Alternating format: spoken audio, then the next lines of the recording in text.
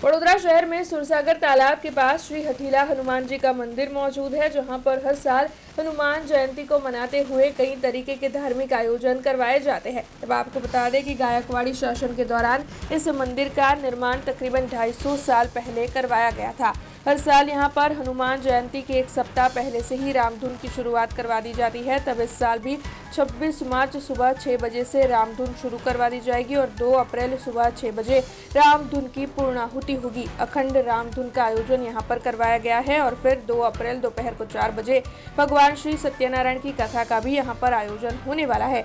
ऐसे में मंदिर के महाराज की ओर से इस बारे में ज्यादा जानकारी देते हुए वडोदरा के ज्यादा से ज्यादा भक्तों को अखंड रामधुन में शामिल होने का न्योता दिया गया है।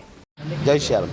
सर्व भाविक भक्तों ने આપણે જણાવવાનું કે સુસાગર કિનારે આવેલું શ્રી હઠીલા હનુમાન મંદિર જે આજે વર્ષોની પરંપરાગત રીતે ચાલતી આવતી શ્રી રામ જય રામની અખંડનું જે તારીખ 26ના રામનવમીથી એની સવારે 6 વાગે શરૂઆત કરવામાં આવશે અને એ અખંડ ધૂન આપણે તારીખ 2ના હનુમાન જન્મ ઉત્સવના સવારે 6 વાગે તેની પૂર્ણાહુતિ કરવામાં આવશે અને આ ધૂનની અંદર જે કોઈ બી ભાવિક ભક્તોને લાભ લેવો હોય તેમને અહીંયા આવી શકે છે તથા આ જે ધૂન થાય છે એ દાદાને અંદર ગર્ભગૃહની અંદર પ્રદક્ષિણા કરતાં કરવામાં આવે છે।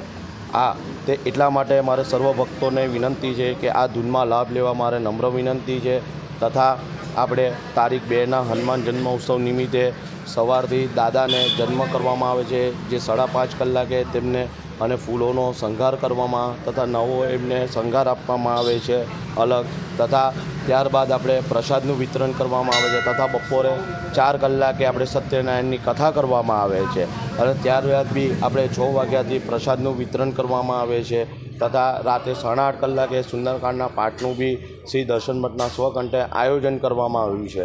તો આ તમામના લાભ લેવા મારે હનુમાન જન્મોત્સવ નિમિત્તે તથા અખંડ રામધૂનની અંદર મારે સર્વ વડોદરાવાસીને નમ્ર વિનંતી છે। જય સિયારામ।